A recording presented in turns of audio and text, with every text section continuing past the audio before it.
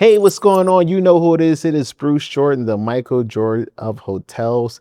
Darren is in the building. And you know, when Darren is in the building, that means AHOA is in the house. How are we doing today? Good. How about you? Listen, thank you for coming on the No problem. show. Thank you for having me. You know, a lot of people, they really don't know what's the purpose of an association, of a hotel association. So today's topic is going to be hotel associations and what they do for the hotel industry.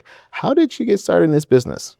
I grew up in the business. It's been 30 plus years, seeing my parents work from the ground up, working the front desk to the cleaning rooms. It's just been a whole journey of being raised in the business. So then me taking over was kind of just the next step of just life for me.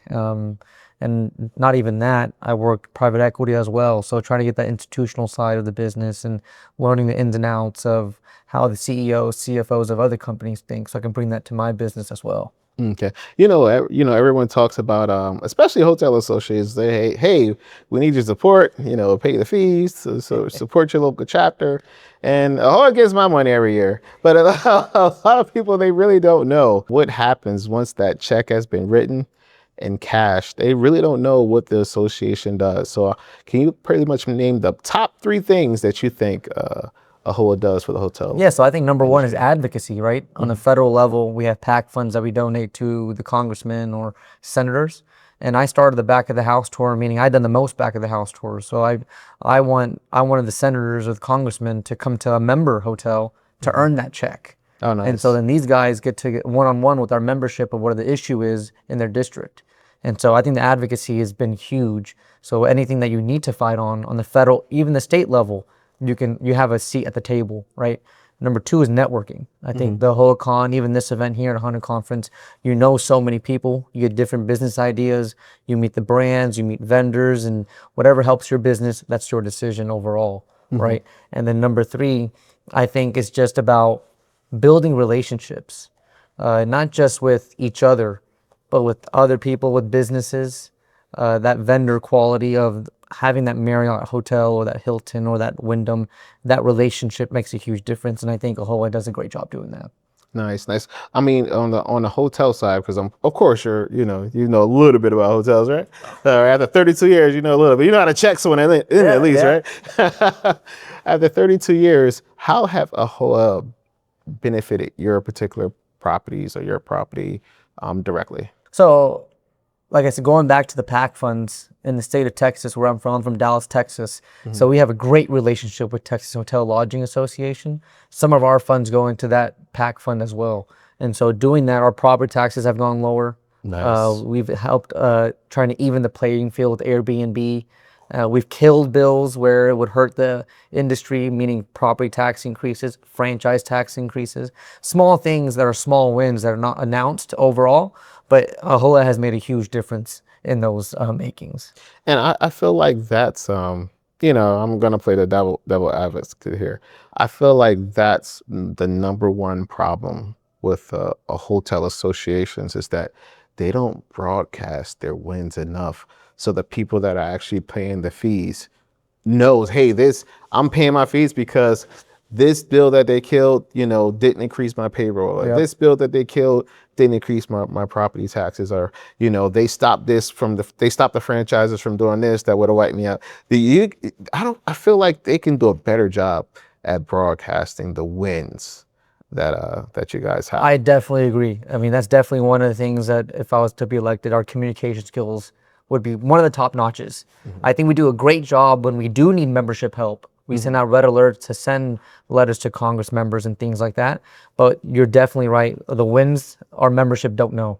And that's something we definitely need to improve on and something that we definitely will improve on. Because that's something that affects the bottom line directly, whether you're a AHOA member or not, because that representation goes across the whole industry. It's not just, if you're not a AHOA member, you're not going to get this tax break, or if you're not a AHOA member, you're not going to get this tax benefit. No, like it benefits all of us.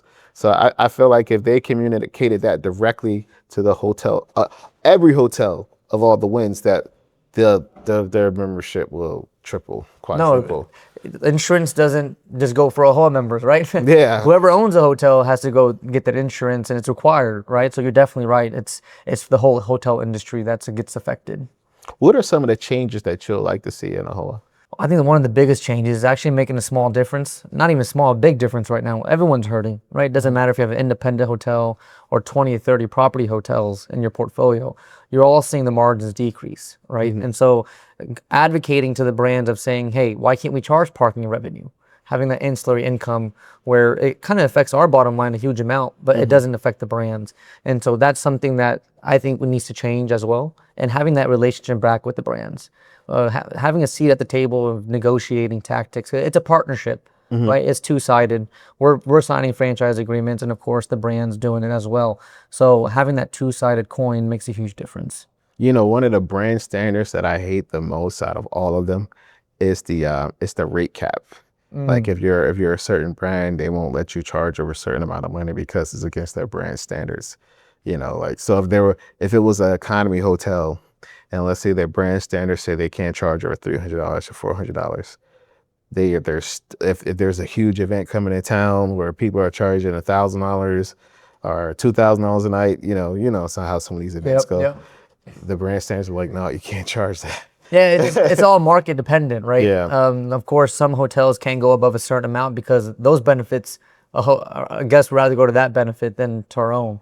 But you're definitely right. We are capped a bit at things like that. But I think the soft brands is something that our industry, our membership needs to look at as well. Right, the tributes of the worlds or even the curios of the world, right? Something with a soft brand that gives that market flair, that just where the market gives everything.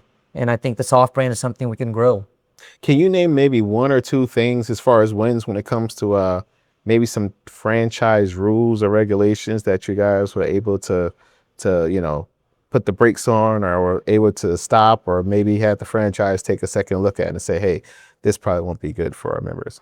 Yeah, so I think one of the biggest ones we're speaking to right now, it's about credit card fees. Yeah. And finally, that's coming to the table of maybe saying, hey, the restaurants are charging them, so why can't we give it to the consumers as well? And so that's this big, huge start. And I know it's a big uphill battle because of state laws that regulate different things, but I think that's something that's coming to fruition in the future that would help all of our members, not even members, right? Just the hotel industry.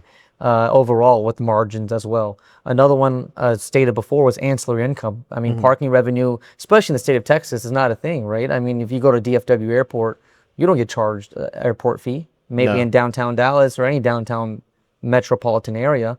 But overall, I think the ancillary income is something that we also have been advocating for, and it's actually been working to our favor. You know, it's so crazy when you say that. I remember this one particular hotel, they had a mandatory gratuity, and that mandatory gratuity was about 23% or something like that.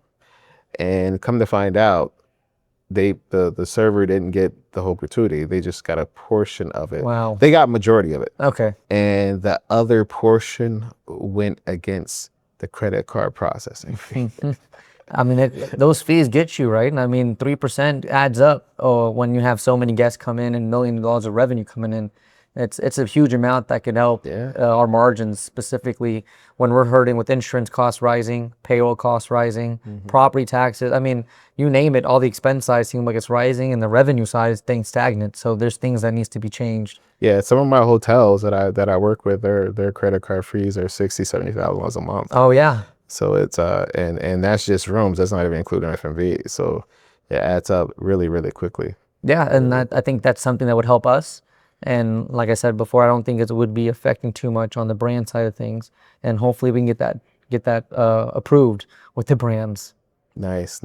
So what's the number one change that you feel like you're gonna make when it's if you step into office? I think we could get a strategic plan in place with the AHOA. I think we do have a strategic committee, things like that. But having one agenda where we all come together is a huge thing to do. And I think providing that strategic plan, we can all be focused on one idea. Of course, we'll deviate a little bit. Things will pop up, state things.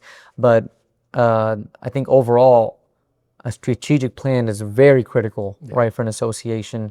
And having that playbook with the board, with the membership, having their blessing as well will make a huge difference. And that's what something I want to do. Nice, nice. Listen, Darren, thank you for being on the show, buddy. How can everybody get in touch with you? Well, you can always email me, dhiren.ahoa.com. And of course, my phone number, 817-715-3025. I'm open to any text, calls at any time. So thank you for having me, though. And thank you.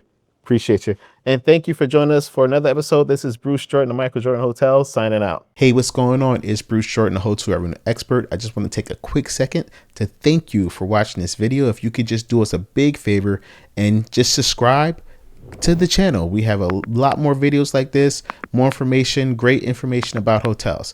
I'm also the author of the Hotel Revenue Bible. You can get that book on hotelrevenuebible.com. And we are here to answer all your questions. So if you have any questions, just shoot us a quick text at 321-321-2002. That's 321-321-2002. And you can book a revenue call. Go to hotelrevenuecall.com and we can answer any and all your questions. Just make an appointment with me. You'll do one-on-one with me. You'll be able to do one-on-one with me, and we could go ahead and get all your questions answered and see if you have any revenue issues that needs to be resolved. Talk to you soon. Thank you again. Hit the subscribe button. We really appreciate you.